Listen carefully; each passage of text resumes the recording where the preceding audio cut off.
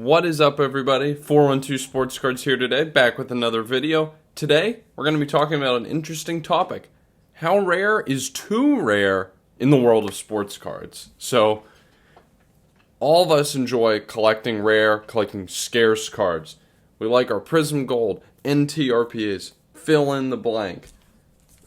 Just naming generic stuff, heck, even a Black Finite. Stuff like that. But some of us like even more scarce stuff.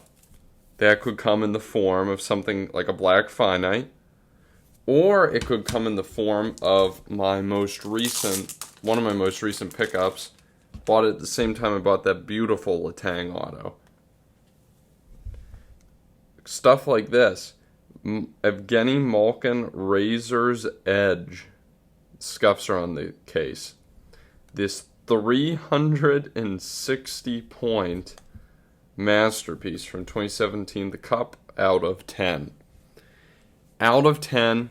They only made these in 2017, I think, either due to actually struggling to make them.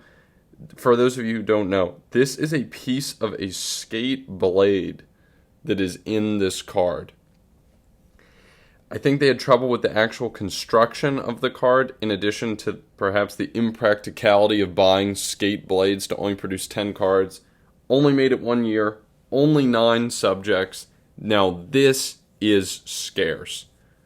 Got me thinking, how scarce is too scarce? Here we're talking about a card, 10 copies, 9 subjects, only made 1 year, very unique relic.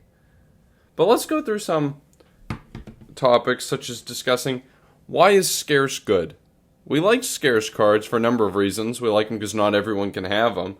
I mean, look around. This card's not numbered, but I don't know, you don't see that many Latang autos. Scarce to an extent. This one I like. Not everyone can have it. Numbered out of 75, but that's a very unique patch. This one's numbered out of 10. Very unique relic piece. Black Finite, 1 of 1. Not everyone can have it. Only one person can have it. They come with cool features in addition to being scarce. So they come with, say, a cool like foil or cool refractor shine. They come with a cool patch. They can be more expensive. Sometimes that adds to how much we enjoy that exclusivity. There's a lot of factors about scarce cards that we like, well documented. Go on Hobby Instagram, see it in 2 seconds. But is there such a thing as a card being too scarce from a collector's point of view? I think yes, actually. Sometimes what we like about a card is the lineage. We like a Prism Gold as a hobby, many collectors do, because of the lineage, because it dates back to 2012. In the first Prism set, there's always been a gold out of 10. That's part of what makes it valuable, is that people can harken back to the past of that set, its lineage, its consistency through the years. There's many of them, right? There's 10 of them a year across like 300 subjects. So what's that? 3,000 of them a year for 10 years. So we're talking about 30,000 Prism Golds in existence, right? Like, that stuff matters. That, when you think about it that way, 30,000 Prism Golds versus 90 of this Razor's Edge, you can understand how a lack of lineage and a lack of notoriety, just from the fact that there's so many less of them, could impact a collector's decision in what they want to collect. Sometimes it's even hard to know this stuff exists. This card I didn't even know existed until 2 days before I saw it in my LCS. So scarce, only made 1 year, you don't even know they exist sometimes. Different from like a Black Finite 1 of 1, right? Because what are we talking about? 300-400 of these a year in Prism? Across, I don't know how many years they've been doing this. 6, maybe 7. I have no idea. 2,000, 2,500 of these around. That's enough, right? You know about them. If you don't know a card exists, it's tough for it to gain traction, even in the collecting circles, right? But I think there's factors that matter. I think memorabilia matters so much in this discussion.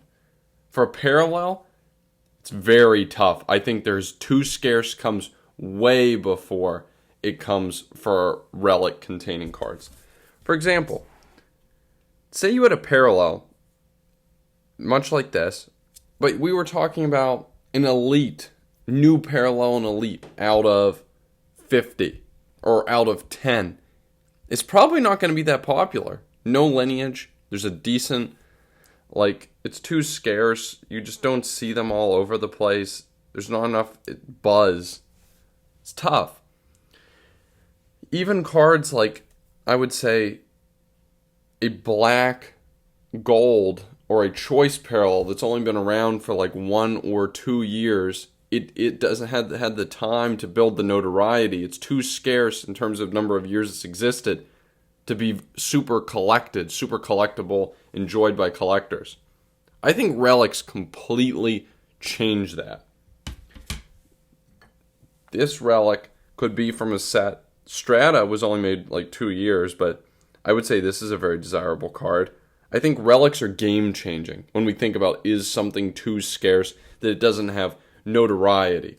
The relic pieces are what carries the value of these cards. It's interesting to think about that, right? A parallel is so tied to its history, the history of that specific subset, the history of that product. A card like this, I would say you're not primarily concerned with it being Strata or the year of Strata. You're primarily concerned with this swatch. Now that changes a little bit, right, for this Razor's Edge. Extremely unique piece, but it's out of a super high-end set, the Cup, out of 10, only made 1 year, so it's a little bit different. But I think the bottom line of what I want to emphasize today is that there can be obscure parallels that just remain obscure parallels. But there can be obscure patch sets. Take, for example, Definitive. I think there's a helmet relic containing set. That's obscure, but I bet that's highly desired and highly collected. Keep that in mind. I am a relic collector. I do enjoy relics a lot, but I think there's something to be said for the fact that relics can instantly carry a card to notoriety, whereas for a parallel, it requires some lineage. It requires enough of them being out there to build hype. And that's about all I had to say today. Thought it'd be fun to explore. Got me thinking with this Malkin, which, check out my Instagram. Drop a like on this one. I was so hyped for it. But try to keep it quick. That's all I have for you. And I'll catch y'all next time. See ya.